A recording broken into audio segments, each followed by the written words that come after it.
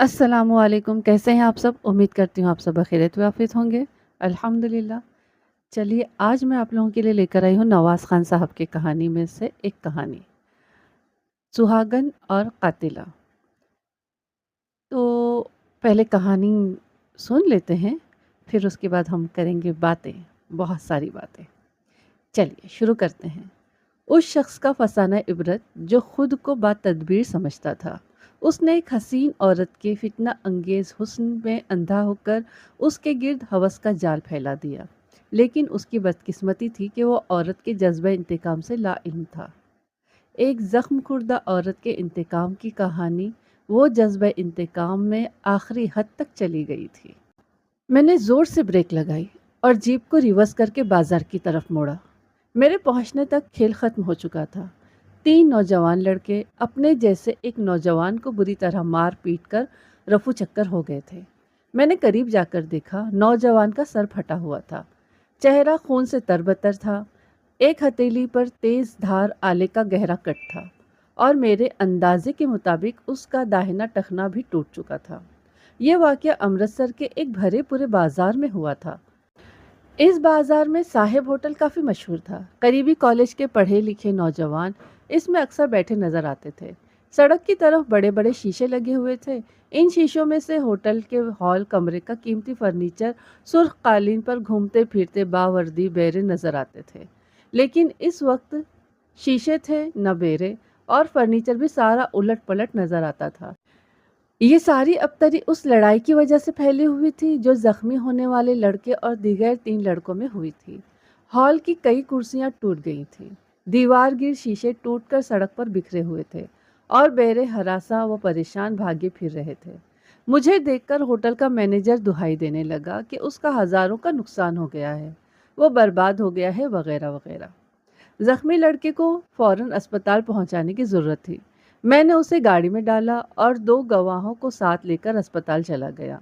اس لڑکے نے اپنا نام بسوجیت بتایا اور یہ بھی بتایا کہ وہ سیٹھ کشن کمار باڈی والے کا بیٹا ہے۔ باڈی والا ایک مشہور شخص تھا اور میں نے اس کا نام بھی سن رکھا تھا۔ ان دنوں امرتسر میں ڈکی والی چند ہی گاڑیاں تھیں اور ان میں سے ایک گاڑی باڈی والا کی بھی تھی۔ لڑکے کو فوراً ایمرجنسی میں پہنچایا گیا اور اس کے دیے ہوئے فون نمبر پر فون کے ذریعے اس کے گھر اطلاع کر دی گئی۔ تھوڑی ہی دیر بعد 6.25 فٹ قد کا اونچا لمبا سیٹ اپنی بھاری بھرکم مونچھوں کے نیچے سے سگار کا دھواں نکالتا ہوا موقع پر پہنچا۔ اس کی عمر 45 سے اوپر ہی رہی ہوگی، لیکن اچھی صحت اور سوٹ بوٹ کی وجہ سے وہ 35 کے قریب نظر آتا تھا۔ ساتھ اس کی دھرم پتنی بھی تھی، یعنی اس کی بیوی بھی تھی۔ وہ عمر میں اس سے چھوٹی تھی۔ اسے دیکھتے ہی اندازہ ہوتا تھا کہ سیٹ نے زیادہ عمر میں شادی کی ہے یا یہ اس کی دوسری بیوی ہے۔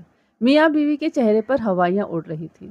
میں نے انہیں مختصر الفاظ میں صورتحال سے آگاہ کیا اور پھر ہدایت کی کہ اسپتال سے فارغ ہو کر وہ دونوں تھانے آ جائیں تاکہ ان کے بچے سے مار پیٹ کرنے والوں کے خلاف پرچہ کاٹا جائے۔ یہ واقعہ میرے تھانے کے علاقے میں ہوا تھا، اس لیے ظاہر تھا کہ انہیں میرے ہی پاس آنا تھا۔ وہ لوگ تقریباً 4 بجے شام میرے پاس آئے۔ باڈی والا کے ساتھ اس کا ایک رشتہ دار اور ایک ملازم بھی تھا۔ ملازم باہر تھانے کے احاطے میں بیٹھا رہا۔ باقی دونوں افراد بات کرنے کے لیے اندر میرے پاس کمرے میں آ گئے۔ باڈی والا کے آنے سے پہلے میرا مخبر بلال شاہ مجھے باڈی والا کے پورے خاندانی حالت بتا چکا تھا۔ امرتسر کے تقریباً تمام اہم لوگوں کے بارے میں بلال شاہ کے پاس معلومات کا ذخیرہ موجود تھا۔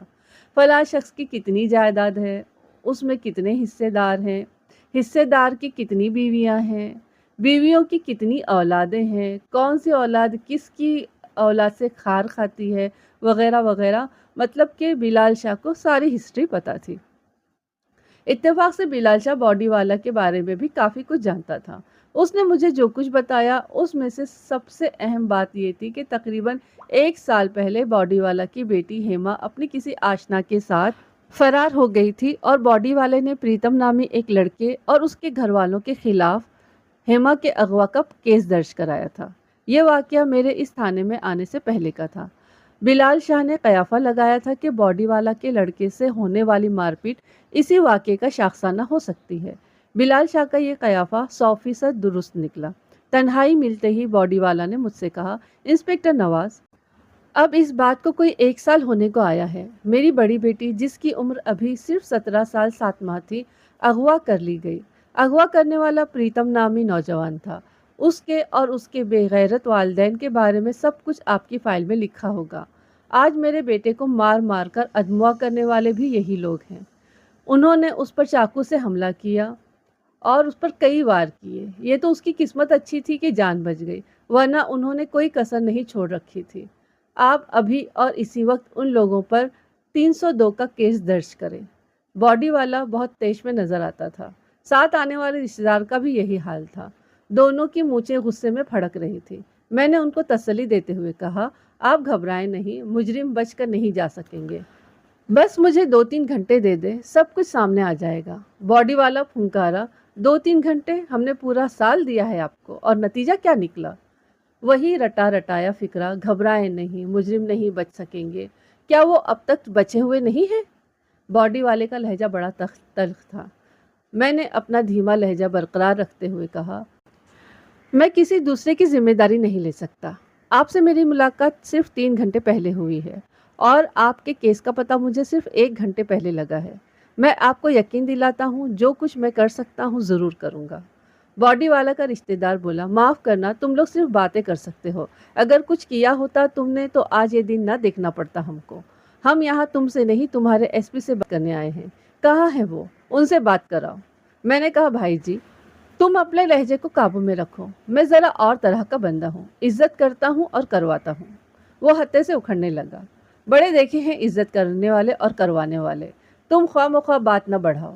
اسی دوران بلال شاہ بھی اندر ٹپک پڑا۔ اس کی تیوری چڑھی ہوئی تھی۔ باڈی والا کے ٹھاٹ باٹ اور اپنی خستہ حالی کی پرواہ کیے بغیر بولا، سیٹھ جی، یہ انسپکٹر صاحب نئے آئے ہوئے ہیں یہاں۔ 1.5 مہینہ ہوا ہے بس۔ آپ ان کو نہیں جانتے، یہ جو کچھ کہہ رہے ہیں کر کے دکھائیں گے۔ آپ خواہ مخواہ الزام دے رہے ہیں ان کو تو آپ کے کیس کی الف بے کا بھی پتہ نہیں۔ بلال شاہ کا لہجہ اور تیور دیکھ کر باڈی والا اور اس کے رشتہ دار ذرا کچھ نرم پڑ گئے۔ رہی صحیح کسر ایک انسپکٹر نے پوری کر دی۔ وہ اندر آیا اور بڑے احترام سے مجھے ملا، اور باڈی والا بھی اس انسپکٹر کو جانتا تھا۔ انسپکٹر نے اچھے لفظوں میں میرا تعارف کرایا اور اس سے تھانے میں آنے کی وجہ پوچھی۔ باڈی والا نے وہی باتیں کہیں جو اس سے پہلے مجھ سے کہہ چکا تھا۔ باڈی والا کی بیٹی والے کیس کا اس انسپکٹر کو بھی پتا تھا۔ اس نے باڈی والا کو تسلی دیتے ہوئے کہا، آپ گھبرائیں نہیں، جو انسپکٹر نواز صاحب کریں گے وہ ایس پی بھی نہیں کرے گا۔ آپ بالکل بے فکر ہو کر رپورٹ درج کرائیں اور اس بات پر وشواس رکھیں کہ مجرم بچ نہیں سکیں گے۔ باڈی والا کے بیان کے مطابق میں نے رپورٹ درج کر لی۔ باڈی والا نے اپنی رپورٹ میں پچھلے کیس کا حوالہ بھی دیا تھا۔ اس نے بتایا، میری نابالغ بچی کو اغوا کرنے والا پریتم کمار نامی نوجوان ہے۔ اس کا والد ایک ریٹائرڈ کلرک ہے اور بہت خرانٹ شخص ہے۔ بیٹے کے جرم میں وہ برابر کا شریک رہا ہے۔ یہ لوگ ہمارے پڑوس میں کرایہ دار تھے۔ ملزم پریتم کمار اکثر تاک جھانک میں مصروف رہتا تھا۔ آخر وہ نابالغ بچی کو ورغلانے میں کامیاب ہو گیا اور اسے ورغلا کر لے گیا۔ اس واقعے کو اب پورے 11 ماہ اور 10 دن بیت چکے ہیں۔ پولیس ابھی تک ملزم اور مغویہ کا کوئی کھوج نہیں لگا سکی۔ ملزم کے گھر والے اس سے لا تعلق کا اظہار کرتے رہے ہیں، حالانکہ انہیں یقین تھا کہ ملزم پریتم کمار ان سے ملنے کے لیے چوری چھپے آتا رہتا ہے۔ ہم نے اس بارے میں ایس ایچ او کو بھی آگاہ کیا تھا، مگر اس نے کوئی کارروائی نہیں کی۔ میرا بیٹا بسواجیت دہلی کے کیڈٹ کالج میں پڑھتا ہے اور وہیں ہاسٹل میں رہتا ہے۔ ان دنوں وہ امرتسر آیا ہوا ہے۔ آج کسی طرح اسے پتا چلا کہ ملزم پریتم امرتسر میں ہی ہے اور صاحب ہوٹل میں اپنے چند دوستوں کے ساتھ بیٹھا ہوا ہے۔ جوان خون تھا، اس نے جوش کھانا تھا۔ بسواجیت موٹر سائیکل لے کر صاحب ہوٹل پہنچ گیا۔ اطلاع بالکل درست نکلی۔ پریتم کمار وہاں موجود تھا۔ بسواجیت نے اس کا گریبان پکڑا اور پریتم کمار اپنے ساتھیوں سمیت اس پر ٹوٹ پڑا۔ انہوں نے نہ صرف اس کا پاؤں توڑ دیا بلکہ جان سے مارنے کے لیے اس پر چاقو کے کئی وار کیے۔ یہ وار بسواجیت نے اپنے ہاتھ پر روکے۔ قسمت اچھی تھی کہ لوگ جمع ہو گئے اور ملزم بسواجیت کو نیم جاں چھوڑ کر بھاگ گئے۔ مکمل رپورٹ درج کرنے کے بعد میں نے باڈی والا سے ملزم کے والدین کا پتہ پوچھا اور انہیں اس وعدے کے ساتھ رخصت کر دیا کہ آج رات 9 بجے سے پہلے میں خود آ کر انہیں تفتیش سے آگاہ کروں گا۔ باڈی والا کے جاتے ہی میں نے اپنے سب انسپکٹر فرزند علی کو ہدایت کی کہ وہ بھگتاں والا دروازہ جا کر ملزم پریتم کے والد اور چچا کو تھانے لے کر آئے۔ प्रीतम के वालिद का नाम रामलाल था। वो सफ़ेद सर और मोटे चश्मों की ऐनक वाला रिटायर्ड शख्स था। सफ़ेद शलवार कमीज़ और गले में मफलर, पाँव में चप्पल। पहली ही नज़र में मुझे खरांट नज़र आया और ना ही चक्करबाज। उसके चेहरे पर मजलूमियत बरस रही थी। यही हाल उसके भाई का था।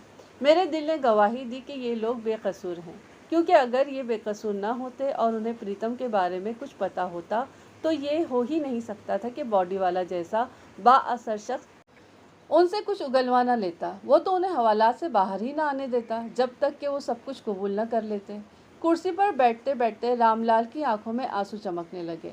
ऐनक उतार कर उसने आंखें पोंछते हुए कहा, इंस्पेक्टर साहब, हम निर्दोष हैं। मेरा कोई दोष नहीं है। दोष तो सिर्फ ये है कि मैं प्रीतम का बाप हूँ। इस दोष की सज़ा मैं पिछले 1 बरस से भुगत रहा हूँ। पिछले 1 बरस में मुझ पर इतने जुल्म तोड़े गए कि मैं बयान नहीं कर सकता। उसने अपनी कमीज़ और आस्तीनें ऊपर उठाकर सिगरेट के दागे जाने के निशान दिखाए। अपनी उंगलियां दिखाई, जिनमें से कई एक टूटी हुई थी। इसके अलावा भी तशद्दुद के कई निशान उसके जिस्म पर मौजूद थे। वो बोला, किसी के साथ जुल्म और ज़्यादती हो तो वो पुलिस के पास जाता है। मैं किसके पास जाता और क्या शिकायत करता? थानेदार बॉडी वाला के खिलाफ कोई बात सुनने को तैयार नहीं था। मैंने इसी कमरे में इसी जगह खड़े होकर रो रो कर दुहाई दी थी कि बॉडी वाला के आदमी मुझे पकड़ कर ले जाते हैं, मारते हैं, पीटते हैं, सिगरेट से जलाते हैं, बिजली लगाते हैं। मैंने अपना जला हुआ जिस्म भी दिखाया था, लेकिन किसी ने मेरी बात पर विश्वास नहीं किया। इंस्पेक्टर बोला था, बुढ़े का दिमाग खराब हो गया है। फिर मेरा दिमाग ठिकाने लगाने के लिए इंस्पेक्टर मुझे और मेरे इस भाई को पकड़कर थाने ले आया था। सख्त सर्दी में इंस्पेक्टर ने हमें नंगा करके सारी रात उल्टा लटकाए रखा और वो जुल्म किया कि हम बयान नहीं कर सकते। वो हमसे प्रीतम का पता पूछता था। कहता था, तुमने प्रीतम के साथ मिलकर बॉडी वाला की बेटी को अगवा किया है। अब उन दोनों को कहीं छुपा रखा है। 7 रोज बाद 500 रुपया रिश्वत देकर और मिन्नतों और वास्तों से हमारी जान छूटी थी। उम्र रसीदा शख्स हिचकियों से रोने लगा। फिर रोते रोते हाथ जोड़ते हुए बोला, इंस्पेक्टर साहब, जान निकालनी है तो एक बार ही निकाल लो। यूं थोड़ा थोड़ा करके मत मारो। फांसी पर चढ़ा दो मुझे और मेरे घर वालों को, और बॉडी वाले का कलेजा ठंडा कर दो। मुझे साफ नजर आ रहा था कि रामलाल पर ज्यादती हुई है और अब भी हो रही है। जाते जाते बॉडी वाला ने मुझसे कहा था कि इंस्पेक्टर, वो बड़ा खरांट शख्स है, उसकी बातों पर न जाना। वो अंदर से शैतान है, शैतान। मुझे वो अंदर और बाहर कहीं से शैतान नजर नहीं आया। बहुत होशियारी चालाकी वाली बात भी इसमें नहीं थी। बेटे से वालिदैन की मोहब्बत तो कुदरती बात है और हो सकता था कि किसी मौके पर उसने बेटे को बचाने की कोशिश की हो, लेकिन ये समझना कि उसने बेटे को कहीं छुपा रखा है सही नहीं था। मैंने उसे तसल्ली तशफ़ी दी और कहा कि वो मुझे इंस्पेक्टर नहीं, अपना बेटा समझे और इस बात का यकीन रखे कि मैं हर मुमकिन मदद करूँगा उसकी। हर बात दिल खोल कर बता दे। वो बोला, इंस्पेक्टर साहब, मैंने कोई बात नहीं छुपाई। जो कुछ मुझे मालूम था दर्जनों मर्तबा पुलिस वालों को बता चुका हूँ। जिन दिनों ये वाक़या हुआ मैंने एक जनरल स्टोर खोल रखा था। सारा दिन वहाँ बैठता था। मुझे उस बदबख्त प्रीतम के बारे में कुछ पता नहीं था कि वो क्या करता फिर रहा है, कहाँ जाता है।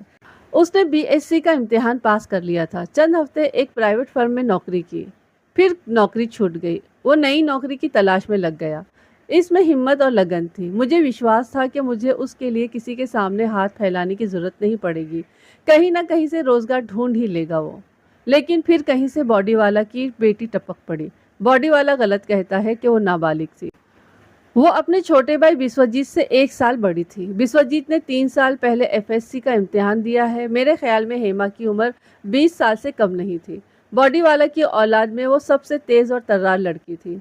मालूम नहीं उसने प्रीतम पर क्या जादू किया कि वो सब कुछ भूल भाल कर उसके चक्कर में पड़ गया। हमें तो उस वक्त पता चला जब वो दोनों घर से गायब हो चुके थे। उनके गायब होते ही बॉडी वाला ने और इंस्पेक्टर जानी ने हम पर मुसीबतों के पहाड़ तोड़ दिए। और तो और मेरी बीवी तक को नहीं बख्शा गया। इंस्पेक्टर जानी ने पूरे 48 घंटे उसे भूखा प्यासा थाने में बैठाए रखा और ठोकरें मार मार कर उसकी टांगें नीली कर दी। रामलाल ने ऐनक उतार कर एक बार फिर आंसू पोंछे और बोला, मैं भगवान की सौगंध खा कर कहता हूँ इंस्पेक्टर, पिछले 1 बरस में मुझे प्रीतम का सिर्फ एक खत मिला है। ये उसके जाने के 1 महीने बाद की बात है। उस वक्त तक हमने अभी ईश्वर कॉलोनी वाला मकान नहीं बदला था। खत उसी मकान के पते पर था। खत में प्रीतम ने माँ का हाल अहवाल पूछा था और अपनी खैरियत से आगाह किया था। اس خط پر جالندھر کی مہر لگی ہوئی تھی، اس کے علاوہ کوئی نام پتہ اس پر موجود نہیں تھا۔ یہ خط انسپکٹر جانی نے کیس کی فائل میں لگا لیا تھا، میرے خیال میں اب بھی لگا ہوا ہوگا۔ میں نے فائل نکلوا کر دیکھی، اس میں 10 ماہ پہلے کا لکھا ہوا خط موجود تھا۔ ضروری پوچھ گچھ کے بعد ہم نے رام لال اور اس کے بھائی کو واپس بھیج دیا اور انہیں ہدایت کی کہ وہ امرتسر سے باہر نہ جائے۔ رام لال بہت پریشان نظر آ رہا تھا۔ میں نے اس کی تسلی کے لیے کہا کہ اگر باڈی والا کی طرف سے اس پر کسی قسم کی زیادتی ہوئی تو مجھے اطلاع پہنچائے، میں فوراً سد باب کر دوں گا۔ اگلے روز میں نے زخمی بسواجیت کے علاوہ ہوٹل مینیجر کرم سنگھ کا تفصیلی بیان بھی لیا۔ کرم سنگھ نے بتایا کہ جن نوجوان نے باڈی والا کے بیٹے سے جھگڑا کیا وہ اکثر ہوٹل میں آتے رہتے ہیں۔ ان کے پاس نیلے رنگ کی ایک اسکواڈ کار تھی، کبھی موٹر سائیکل پر بھی آ جاتے تھے، عام طور پر وہ پیدل ہی آتے تھے۔ کرم سنگھ نے کہا کہ ہوٹل میں بیٹھ کر چائے وغیرہ پینے والوں کے نام پتے انہیں معلوم نہیں ہوتے۔ ایسے گاہک کتنے ہی پرانے کیوں نہ ہو، اکثر ہوٹل یا ریسٹورانٹ والوں کے لیے اجنبی ہی رہتے تھے۔ کرم سنگھ صرف ایک لڑکے کا نام بتا سکا، وہ ان سب میں سب سے لمبا اور صحت مند تھا، اسے دوسرے لڑکے سونی کہتے تھے۔ بسواجیت کو مارنے والوں میں یہ لڑکا سب سے آگے تھا اور اسی نے شیشم کی وزنی کرسی مار کر بسواجیت کا ٹخنا توڑا تھا۔ کرم سنگھ نے بتایا کہ لڑائی ایک دم شروع ہو گئی تھی۔ بسواجیت ہال کے کمرے میں آ کر سیدھا لڑکوں والی میز پر گیا۔ اس نے پیلی جرسی والے ایک لڑکے کو گریبان سے پکڑ کر اپنی طرف کھینچا اور اس کے ساتھ ہی مارا ماری ہونے لگی۔ بسواجیت دلیر لڑکا ہے، اس نے شروع میں تینوں لڑکوں کو اچھی طرح چوٹیں لگائے، لیکن پھر ایک لڑکے نے چاقو نکال لیا، دوسرے نے اس کی گردن پر پیچھے سے مکہ مارا اور وہ گر گیا۔ اس کے بعد وہ سارے اسے پیٹنے لگے۔ میں نے جب مینیجر کرم سنگھ سے پوچھا، پیلی جرسی والا دوبارہ تمہارے سامنے آئے تو تم اسے پہچان لو گے؟ وہ بولا، کیوں نہیں جناب، میں نے اسے درجنوں مرتبہ دیکھا ہے۔ میں نے جیب سے پریتم کی تصویر نکال کر اسے دکھائی۔ یہ تصویر میں نے فائل سے حاصل کی تھی۔ تصویر دیکھ کر کرم سنگھ فوراً اقرار میں سر ہلانے لگا۔ اس نے کہا، بالکل جناب، یہ وہی لڑکا ہے۔ میں نے کہا، تم نے بتایا ہے کہ یہ لڑکے کبھی کبھی موٹر کار یا موٹر سائیکل پر بھی آتے ہیں، کسی گاڑی کا نمبر تمہیں یاد ہے؟ وہ بولا، پھر وہی بات کہوں گا جناب، ہمیں کبھی ایسی ضرورت ہی محسوس نہیں ہوئی کہ ان کے نام پتے پوچھیں یا گاڑی کا نمبر نوٹ کریں۔ ہاں، آئندہ کے لیے یہ وعدہ ہے کہ ان میں سے کسی پر کہیں پر بھی نظر پڑی تو فوراً آپ کو اطلاع پہنچا دیں گے۔ میں نے مینیجر سے پوچھا، تمہارا نقصان کیا بنا؟ وہ بولا، بھگوان کی کرپا سے سب پورا ہو گیا ہے جی، باڈی والا نے حساب کر کے سب کچھ ادا کر دیا ہے۔ مینیجر سے فارغ ہو کر میں اسپتال پہنچا تاکہ بسواجیت سے تفصیلی بیان لے سکوں۔ بسواجیت اب ہوش میں تھا، وہ کثرتی جسم کا ایک گورا چٹا لڑکا تھا۔ بلال شاہ نے بتایا تھا کہ ہیما بسواجیت اور اس کی چھوٹی بہن نینی باڈی والا کی پہلی بیوی سے ہیں۔ وہ بیوی طلاق حاصل کر چکی ہے اور ان دنوں جالندھر میں رہتی ہے۔ باڈی والا نے دوسری شادی کی تھی۔ اس دوسری شادی کا تعلق چندی گڑھ کے ایک غریب گھرانے سے تھا۔ اس شادی کو اب 4 سال ہو چکے تھے، لیکن اولاد اب تک نہیں ہوئی تھی۔ بسواجیت نے اپنے بستر پر لیٹے لیٹے مجھے طویل بیان دیا۔ لڑائی کے متعلق تمام باتیں وہی تھی جو اس سے پہلے مینیجر کرم سنگھ بتا چکا تھا۔ بسواجیت نے شروع میں تو چھپایا تھا، لیکن اب بتا دیا تھا کہ پریتم کے بارے میں اطلاع اسے اپنی چھوٹی ماں کے ذریعے سے ملی تھی۔ وہ چھوٹی ماں کو آپو کہتا تھا۔ کہنے لگا، آپو ملازمہ کے ساتھ شاپنگ کے لیے نکلی ہوئی تھی، لنچ کا وقت گزر رہا تھا، اس لیے انہوں نے سوچا کہ پکا پکایا کھانا کھا لیا جائے۔ صاحب ہوٹل کے سامنے گاڑی رکوا کر انہوں نے بنگالی ڈرائیور کو کھانا لانے کے لیے بھیجا تھا۔ اسی دوران ان کی نظر شیشوں کے دوسری طرف پریتم پر پڑ گئی، وہ دوستوں کے ساتھ گپ بازی کر رہا تھا۔ آپو فوراً گھر پہنچی اور مجھے بتایا کہ رام لال کا لڑکا صاحب ہوٹل میں بیٹھا ہوا ہے۔ میرا خون کھول اٹھا اور میں موٹر سائیکل پکڑ کر سیدھا صاحب ہوٹل پہنچ گیا۔ میں نے کہا، دماغ گرم کرنے سے تمہیں کیا فائدہ ہوا؟ اگر تم خود ہلہ بولنے کے بجائے تھانے کی طرف سے ہوتے ہوئے گزر جاتے تو اس وقت وہ بدماش سلاخوں کے پیچھے ہوتا یا نہیں؟ بسواجیت سر جھکائے خاموش بیٹھا رہا۔ یقیناً اسے ابھی اپنی غلطی کا احساس ہو رہا تھا۔ میں نے اس سے چند مزید سوالات کے جوابات حاصل کیے اور پھر اس کی مصروفیات کے بارے میں پوچھ گچھ کر کے واپس لوٹ آیا۔ میں نے سارے شہر کی پولیس کو چوکس کر دیا تھا۔ مخبروں کو بھی پریتم کی تصویر دکھائی گئی تھی۔ اب امید نہیں تھی کہ ان لڑکوں میں سے کوئی صاحب ہوٹل کا رخ بھی کرے گا۔ پھر بھی میں نے سادہ کپڑوں میں ایک کانسٹیبل وہاں مقرر کر دیا تھا۔ 2-3 ہفتے سرگرمی سے ملزمان کی تلاش جاری رہی، لیکن کامیابی نہیں ہوئی۔ یوں لگتا تھا کہ پریتم اس شہر میں رہتا ہی نہیں، شاید وہ دوستوں سے ملنے آیا تھا اور مل کر واپس چلا گیا تھا۔ اس نے اپنے گھر میں جو واحد خط لکھا تھا وہ جالندھر سے لکھا تھا۔ میں نے کیس کی فائل دیکھی۔ انسپکٹر جانی نے اس لائن پر کافی تفتیش کی تھی۔ جالندھر شہر سے اس نے 2-3 آدمی بھی پکڑے تھے مگر کوئی کلو نہیں ملا تھا۔ بعد ازاں ہوشیار پور سے پریتم کے ایک دوست کو پکڑا گیا تھا۔ بعد میں اس کا جسمانی ریمانڈ بھی لیا گیا مگر یہ محنت بھی کارگر ثابت نہیں ہوئی تھی۔ میں نے بھی مختلف طریقوں سے تفتیش جاری رکھی۔ گاہے بگاہے رام لال سے بھی ملاقات کرتا رہا۔ اس طرح 3-4 ماہ گزر گئے۔ کوئی ایسی پیش رفت نہیں ہوئی جسے کامیابی قرار دیا جا سکتا۔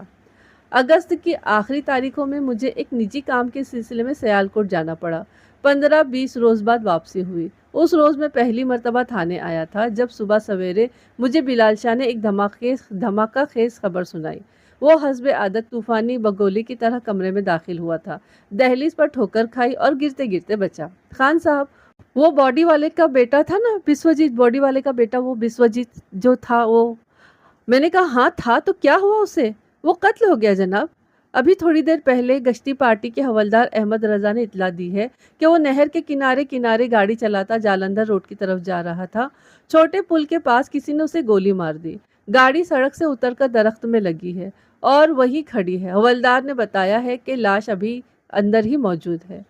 یہ ایک دردناک اطلاع تھی۔ بسوجیت کا ورزشی جسم اور سرخ و سفید چہرہ میری نگاہوں میں آیا اور مجھے اس کی موت کی اطلاع جھوٹی محسوس ہوئی۔ میں نے بلال شاہ سے کہا کہیں احمد رضا کو دھوکہ تو نہیں ہوا؟ وہ بولا نہیں خان صاحب، بڑا کھڑکنا بندہ ہے احمد رضا۔ اس نے بڑی اچھی طرح سے گاڑی اور گاڑی والے کو پہچانا ہے اور باڈی والا کی گاڑی کا نمبر بھی اس نے درج کر لیا ہے۔ اسی دوران میرا سب انسپکٹر فرزند علی بھی اندر آ گیا۔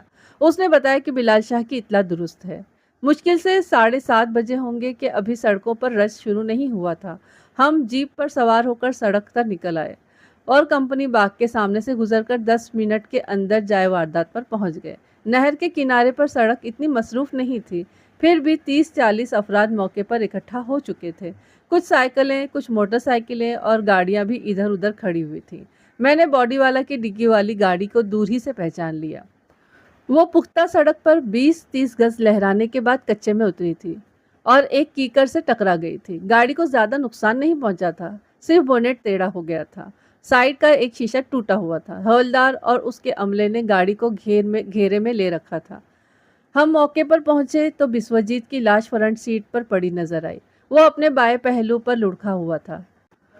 گولی اس کے سر میں کان سے ذرا اوپر لگی تھی اور زخم سے نکلنے والا خون اس کے کپڑوں اور سیٹ پر پھیلا ہوا تھا۔ یہ ایک تکلیف دہ منظر تھا۔ 4-4.5 ماہ پہلے میں نے اسی نوجوان کو شدید زخمی حالت میں صاحب ہوٹل کے فرش پر پڑے پایا تھا اور آج وہ مردہ حالت میں گاڑی کی نشست پر پڑا تھا۔ ان 4.5 مہینوں میں اس کے پہلے زخم منمل ہو چکے تھے، لیکن آج جو زخم لگا تھا وہ کبھی منمل نہیں ہونا تھا۔ اس قتل کے سلسلے میں دھیان فوری طور پر انہی لڑکوں کی طرف جاتا تھا جن سے بسوجیت کی جنگ ہوئی تھی اور جن کو وہ اب بھی امرتسر کے گلی کوچوں میں ڈھونڈتا پھرتا تھا۔ وہ اس کی عزت کے قاتل تھے اور آج اس کے بھی قاتل بن گئے تھے۔ میں نے بڑے دھیان سے جائے وقوع کا معائنہ کیا۔ موقع پر موجود عملے کا خیال تھا کہ مقتول کو سڑک کے کنارے سے گولی ماری گئی ہے۔ میرا خیال مختلف تھا۔ اس کی ایک وجہ تو زخم کا زاویہ تھا۔ محسوس ہوتا تھا کہ گولی بلندی سے کافی قریب سے چلائی گئی ہے۔ دوسرے، مجھے گاڑی کے اندر بھی جدوجہد کے معمولی سے آثار نظر آ رہے تھے۔ پچھلی سیٹ پر مٹی لگی ہوئی تھی، ایک سیٹ کا غلاف سرکا ہوا تھا اور عقب نما آئینہ ٹیڑھا نظر آ رہا تھا۔ یہ عین ممکن تھا کہ قاتل گاڑی کے اندر ہی موجود ہو، چلتی گاڑی میں دونوں میں ہاتھا پائی ہوئی ہو اور گاڑی درخت سے ٹکرا گئی ہو۔ بعد ازاں قاتل یا قاتلوں نے بسوجیت کو گولی ماری ہو اور بھاگ نکلے ہوں۔ ہم لاش کو ایمبولینس میں ڈال رہے تھے جب باڈی والا خود وہاں پر موقع پر آن پہنچا۔ اس کی سرخ آنکھوں سے لگاتار آنسو گر رہے تھے اور چہرہ برسوں کا بیمار دکھائی دیتا تھا۔ 2 آدمیوں نے اسے دائیں بائیں سے سہارا دے رکھا تھا۔ اس نے بیٹے کا چہرہ دیکھا اور بے ہوش ہوتے ہوتے بچا۔ واقعی اس پر مصیبتوں کے پہاڑ ٹوٹ رہے تھے۔ پتہ نہیں کن کرموں کا پھل تھا۔ پہلے اس کی جوان بیٹی گھر سے غائب ہوئی، اب اکلوتا بیٹا زندگی سے ہاتھ دھو بیٹھا تھا۔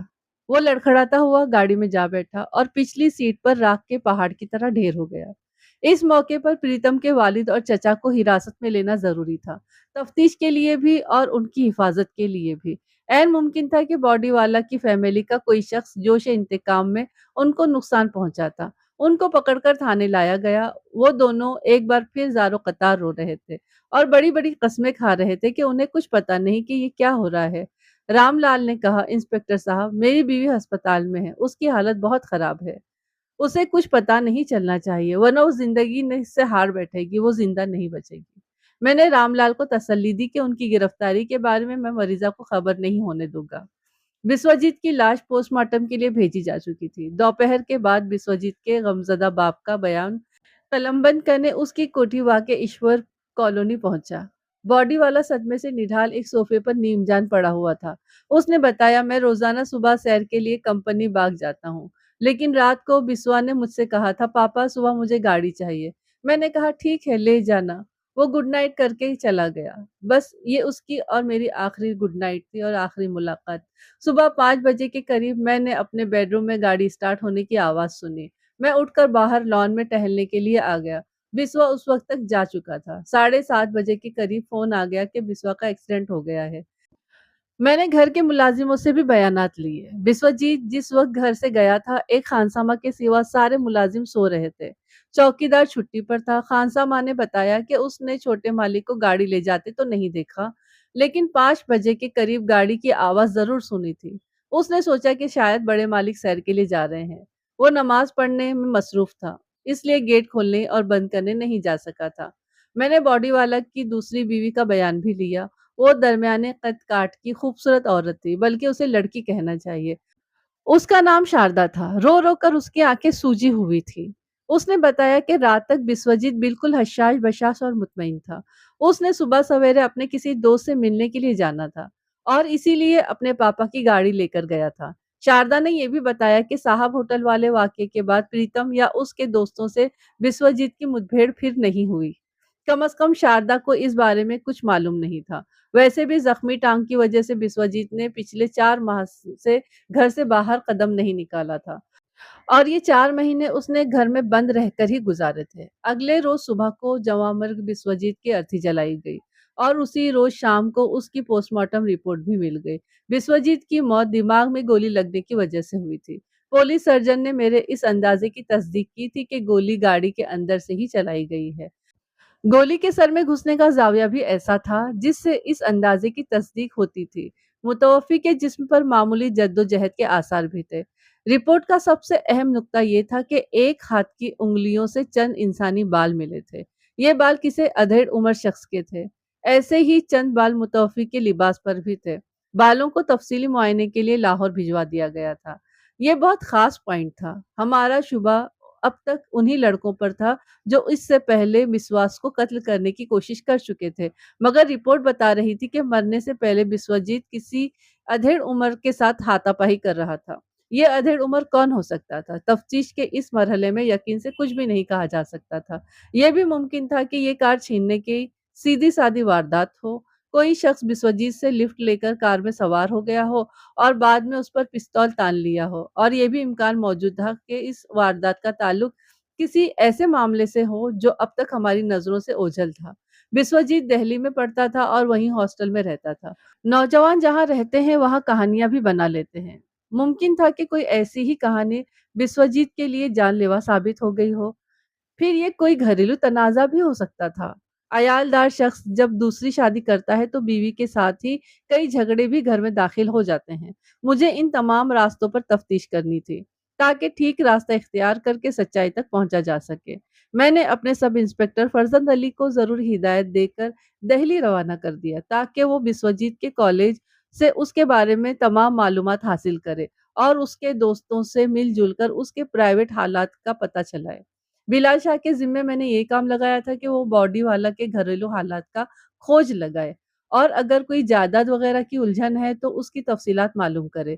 تیسری جانب پریتم اور اس کے دوستوں کی تلاش بھی نئے سرے سے جوش و خروش کے ساتھ شروع کر دی گئی تھی۔ مجھے امید تھی کہ ایک ہفتے کے اندر اندر اس بھاگ دوڑ کا کوئی نہ کوئی نتیجہ سامنے آ ہی جائے گا۔ وہ ستمبر کی آخری تاریخیں تھی، موسم بدل رہا تھا۔ میں اپنے دفتر سے نکلا اور باہر برآمدے میں آ کر بیٹھ گیا۔ گھر سے ناشتے کیے بغیر نکل آیا تھا، اس لیے بھوک لگ رہی تھی۔ سوچا آج بلال شاہ والا ناشتہ ہی کر لیا جائے۔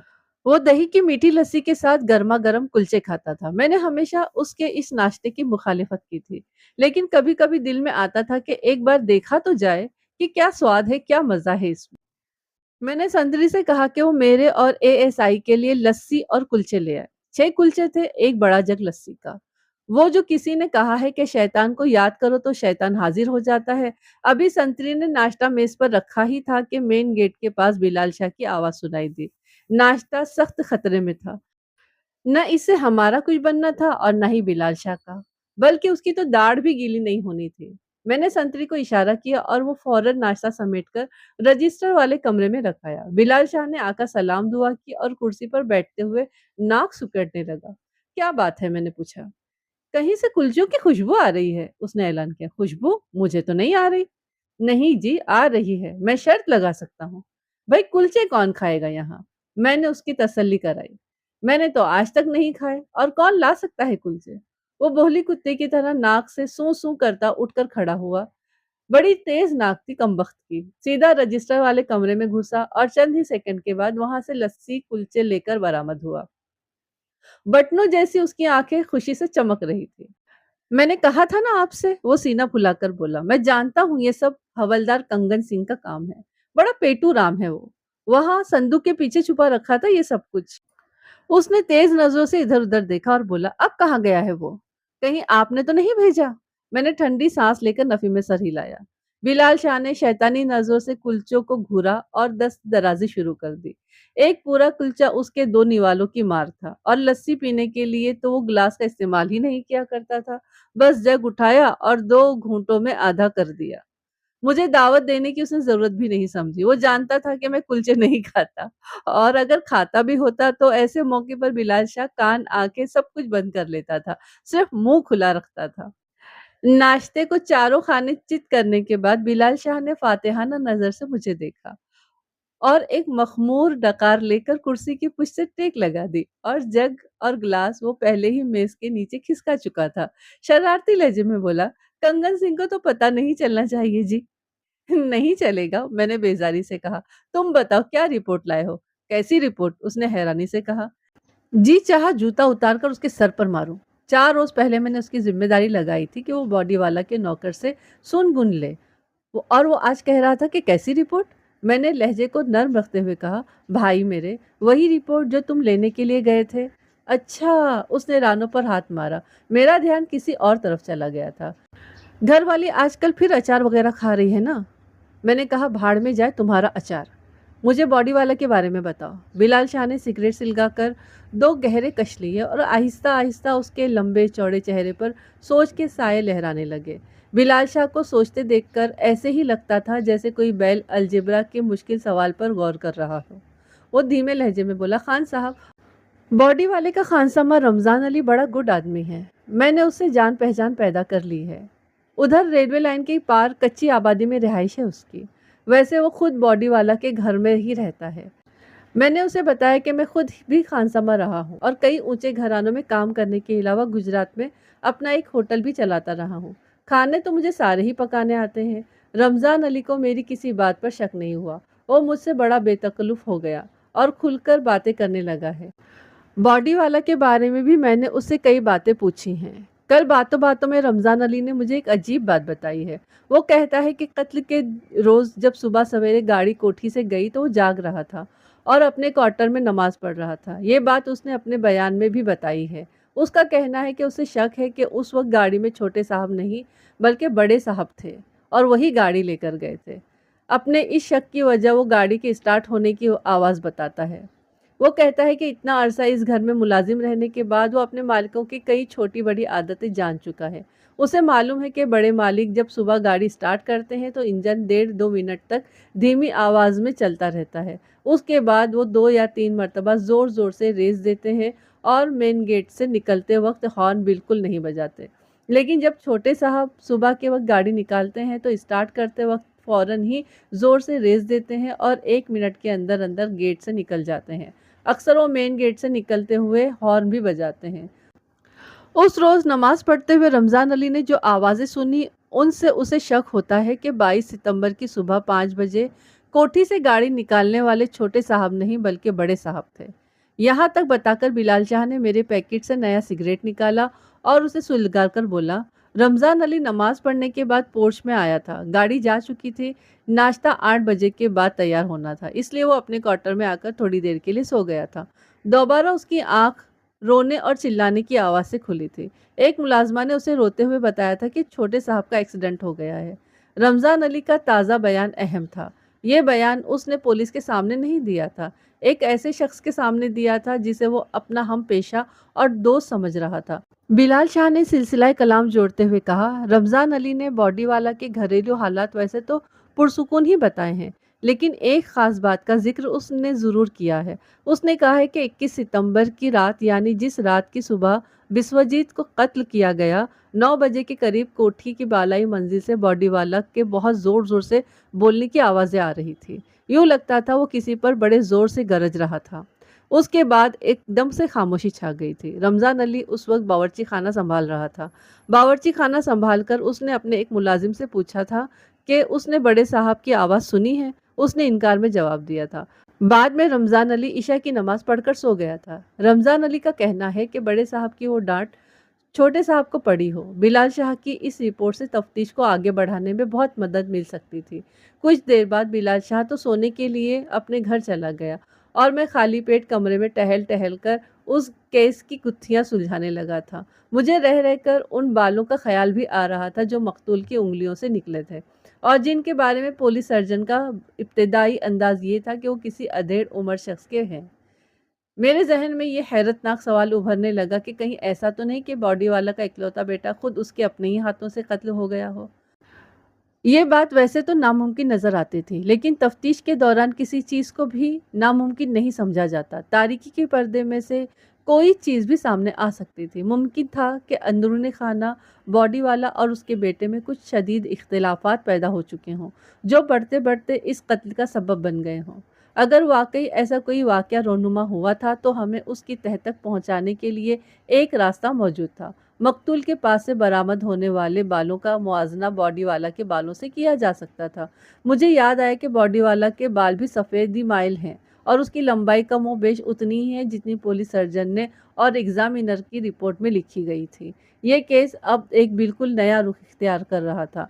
अगर रमज़ान अली का बयान दुरुस्त था और वक़ुआ के रोज़ सुबह 5 बजे बिस्वजीत की बजाय बॉडी वाला खुद गाड़ी लेकर गया था, तो उसे क्या ज़रूरत थी ये बात छुपाने की और ये कहने की कि उसे बेटे की मौत का इल्म घर में बैठे हुए ही हुआ है।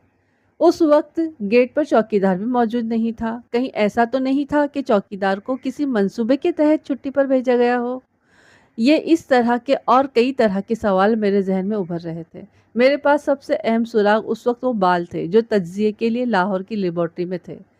उन बालों का मुआजना बॉडी वाला के बालों से करके बात की तह तक पहुंचा जा सकता था। अब मसला बॉडी वाला के बालों का था। मैं ये बाल इस तरह हासिल करना चाहता था कि बॉडी वाला को किसी तरह शुबा न हो, लेकिन ये काम काफ़ी मुश्किल था। लिहाजा मैं एक रोज़ बॉडी वाला के दफ्तर वाक़ई जालंधर रोड जा पहुंचा। बॉडी वाला दरअसल बसों और ट्रकों वगैरह के ढांचे बनाने का काम करता था। मुज़ाफ़ाती इलाके में उसकी एक वसी व अरीज़ फैक्ट्री थी। उसी हवाले से उसका नाम बॉडी वाला पड़ा था। मैंने उसके खूबसूरत दफ्तर में उससे मुलाकात की। वो बेहद गमगीन नज़र आता था। गालिबन शराब नोशी भी कर रहा था। आंखों के गिर्द सयाह हल्के और चेहरे पर झुर्रियाँ थीं। पिछले 6-7 रोज़ में वो अपनी उम्र से 8-10 साल बड़ा लगने लगा था। यानी पूरा हिसाब लगाया जाता तो बेटे की मौत ने उसे चंद ही दिनों में 20 साल आगे फेंक दिया था। न उसमें पहले वाली तनोफन नजर आ रही थी और ना ही उसकी आवाज़ में वो करारापन था। क्या बात है इंस्पेक्टर? वो मुझे देखकर होठों पर जुबान फेरते हुए बोला।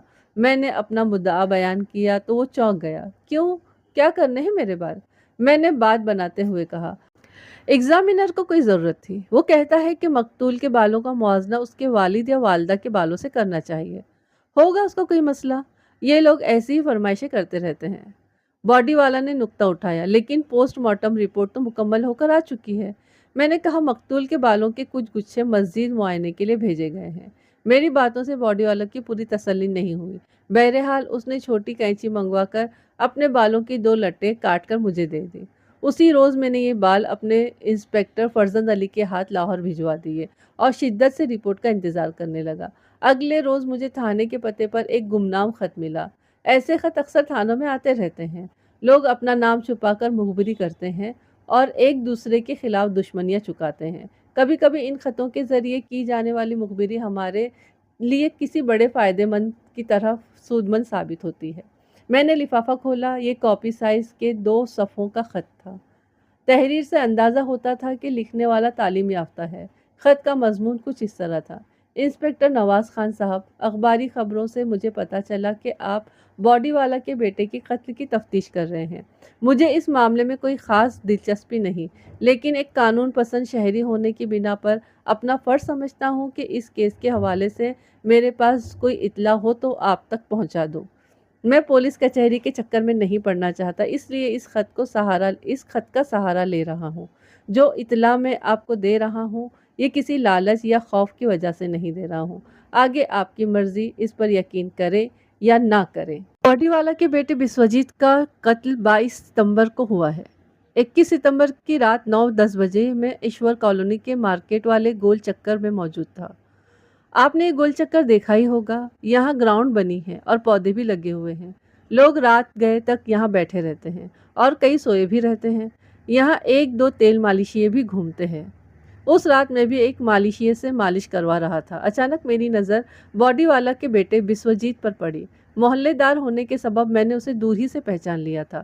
اس کے بال بکھرے ہوئے تھے، ہونٹوں میں سگریٹ دبا ہوا تھا اور ہاتھ پاؤں پھینک پھینک کر چل رہا تھا۔ ٹانگ کی چوٹ ابھی تک مکمل طور پر ٹھیک نہیں ہوئی تھی، اس لیے وہ ذرا لنگڑا کر چل رہا تھا۔ لنگڑاتا ہوا وہ ہمارے پاس سے گزرا اور تھوڑی دور ایک پودے کے پیچھے گھاس پر جا کر لیٹ گیا۔ میں چونکہ اندھیرے میں تھا، وہ مجھے نہیں دیکھ سکا تھا۔ وہ بے حد پریشان نظر آ رہا تھا۔ کبھی اٹھ کر ٹہلنے لگتا، کبھی گھاس مٹھیوں میں بھر کر اکھاڑنے لگتا، کبھی پتھر کے بینچ پر بیٹھتا، کبھی لیٹ جاتا۔ وہ سگریٹ پر سگریٹ پھونک رہا تھا۔ مجھے یقین ہونے لگا کہ وہ گھر میں کسی سے لڑ جھگڑ کر آیا ہے۔ تھوڑی دیر بعد سگریٹ کا پیکٹ ختم ہو گیا تو اس نے ایک قریبی ریسٹورنٹ کے ملازم کو بلایا۔ اس ریسٹورنٹ کے ملازم ہاتھوں میں خالی ٹرے لیے اکثر گول چکر میں گھومتے پھرتے رہتے ہیں۔ بسوجیت نے اس ملازم کے ہاتھ سے سگریٹ منگوائے، ساتھ میں شامی کباب اور بیئر کی ٹھنڈی بوتل بھی۔ میں رات تقریباً 12 بجے تک گول چکر میں موجود رہا۔ میرے آنے تک بسوجیت وہیں پر تھا۔ اگلے روز 9 بجے کے قریب مجھے اس کے قتل کی اطلاع ملی کہ وہ قتل ہو چکا ہے۔ میں اس معاملے میں زیادہ کچھ نہیں جانتا، جو جانتا تھا وہ میں نے آپ کو بتا دیا ہے۔ اگر میری اطلاع سے آپ کو تفتیش میں کچھ فائدہ پہنچے تو مجھے خوشی ہوگی۔ فقط ایک شہری۔ میں نے یہ خط 2-3 دفعہ پڑھا اور ہر دفعہ یہی اندازہ ہوا کہ لکھنے والا پرخلوص ہے۔ اس نے جو کچھ دیکھا ہے بتا دیا ہے۔ اس خط کی کڑی دوسرے واقعات کی کڑیوں میں ٹھیک بیٹھ رہی تھی۔ یوں لگ رہا تھا جیسے خود بخود ایک زنجیر سی بنتی جا رہی ہے۔ میں نے تنہائی میں بیٹھ کر اپنے ذہن میں اس زنجیر کا جو نقشہ کھینچا وہ اس طرح تھا۔ یوں لگتا تھا کہ پچھلے دنوں باڈی والا اور اس کے بیٹے میں کسی بات پر شدید قسم کا تنازع پیدا ہوا ہے۔ 21 ستمبر کی رات یہ تنازع اپنے عروج پر پہنچ گیا۔ اس سلسلے میں خانسامہ رمضان علی کا بیان خاصا اہم تھا۔ اس کا کہنا تھا کہ رات 9 بجے کے لگ بھگ باڈی والا کسی پر بری طرح گرج برس رہا تھا۔ عین ممکن اس بات کو درست تسلیم کر لیا جاتا تو گمنام خط کے مضمون کی تصدیق خود بخود ہو جاتی تھی۔ باپ کی سرزنش سے دل برداشتہ ہو کر بسوجیت گھر سے نکل آیا، اور یہ بھی ممکن تھا کہ باپ نے اسے نکل جانے کا حکم دیا ہو۔ وہ اپنے گھر سے چند فرلانگ دور مارکیٹ گول چکر میں جا بیٹھا اور اپنے آپ کو گھولنے لگا۔ آخر اس کا طیش اس انتہا کو پہنچ گیا کہ اس نے اپنے باپ کو جان سے مار ڈالنے کا فیصلہ کر لیا۔ اب یہاں 2 صورتیں ہو سکتی تھی۔ ایک تو یہ کہ بسوجیت صبح سویرے باپ کے راستے میں کھڑا ہو گیا، اور جب وہ سیر پر جاتے ہوئے ادھر سے گزرا تو بسوجیت نے ہاتھ دے کر گاڑی روک لی اور زبردستی یا ہیلے سے اس میں سوار ہو گیا۔ دوسری صورت یہ تھی کہ وہ غصے میں کھولتا ہوا رات کے آخری پہر واپس پہنچا، بیرون دیوار پھاند کر گھر میں داخل ہوا اور پورچ میں پہنچ گیا۔ گاڑی کی ایک چابی اس کے پاس بھی موجود تھی۔ اس نے دروازہ کھولا اور پچھلی نشست کے عقبی خلا میں چھپ کر بیٹھ گیا۔ بھرا ہوا ریوالور اس کے پاس موجود تھا۔ 5 بجے حسب معمول باڈی والا صاحب آئے اور گاڑی میں سوار ہو کر کمپنی باغ کی طرف چل دیے۔ نہر کے سنسان علاقے میں بسوجیت عقب سے نکلا اور باپ پر ریوالور سیدھا کر لیا۔ دونوں میں ہاتھا پائی ہو گئی، جس کے نتیجے میں گولی چلی اور بسوجیت اپنی ہی ریوالور کا شکار ہو گیا۔ مردہ بیٹے کو دیکھ کر باڈی والا سکتے میں رہ گیا، لیکن پھر اس نے خود کو سنبھالا۔ اس نے اگنیشن سے اپنی چابی نکال کر بسوجیت والی چابی لگائی، اسٹیئرنگ وغیرہ سے انگلیوں کے نشانات صاف کیے اور گاڑی وہیں پر چھوڑ کر ایشور کالونی واپس آ گیا۔ ان دونوں صورتوں کے علاوہ بھی اس قتل کی کئی صورتیں ہو سکتی تھی۔ یہ بھی ممکن تھا کہ ریوالور بیٹے کے بجائے باپ کے پاس ہو۔ اور باپ نے غصے میں حواس کھو کر اسے گولی مار دی ہو۔ بہرحال آخری نتیجہ بالوں کی رپورٹ آنے کے بعد ہی نکلنا تھا۔ اس کام میں تقریباً 1 ہفتہ لگ گیا تھا۔ میں ایک اور واردات کا موقع دیکھنے لونگا والی کھوئی گیا ہوا تھا۔ وہیں پر ایک ہیڈ کانسٹیبل کی زبانی مجھے پتا چلا کہ شہر سے لیبارٹری کی رپورٹ آ گئی ہے اور رپورٹ والا لفافہ تھانے میں میری بیس پر رکھا ہے۔ میں نے موقع پر اپنا کام ادھورا چھوڑا اور بھاگم بھاگ تھانے پہنچا۔ رپورٹ لانے والا کانسٹیبل بھی میرے کمرے میں موجود تھا۔ میں نے لفافہ کھولا۔ بالوں کی رپورٹ چیخ چیخ کر کہہ رہی تھی کہ بسوجیت اپنے باپ کے ہاتھوں قتل ہوا ہے۔ اس کی انگلیوں میں پھنسے ہوئے بال اور لباس پر پائے جانے والے بال باڈی والا کے ہی تھے۔ اب شک و شبے کی کوئی گنجائش نہ ہونے کے برابر رہ گئی تھی۔ میں نے اسی وقت اپنے ایک اہلکار کو اپنے ساتھ لیا اور باڈی والا کو حراست میں لینے کے لیے ایشور کالونی روانہ ہو گیا۔ آج کے لیے بس اتنا ہی۔ اس کے کی کہانی کا سیکنڈ پارٹ ابھی آپ کو فوراً اس کے بعد ہی مل جائے گا، آپ لوگ اسے بھی سننا۔ اور اس میں تو اب تک کہ ہمارے کہانی سے یہ پتہ چلتا ہے کہ دونوں باپ بیٹے میں کچھ تو بات ہو چکی تھی ایسی کہ جس کی وجہ سے باپ نے اپنے بیٹے کو ہی قتل کر دیا۔ دیکھتے ہیں سچائی کیا ہے۔ کیا واقعی باپ نے قتل کیا ہے یا اس لڑکے نے قتل کیا ہے جو اس کی بہن کو لے کر فرار ہو گیا، جیسا کہ ان لوگ بتا رہے ہیں۔ تو دیکھتے ہیں آپ لوگ، اس کے فوراً بعد ہی آپ لوگوں کو اس کا سیکنڈ پارٹ مل جائے گا۔ اس کو ضرور دیکھیے، اس کو ضرور ضرور ضرور اس کو سنیے۔ تو چلیے تب تک کے لیے اپنا خیال رکھیے۔ السلام علیکم، اللہ حافظ۔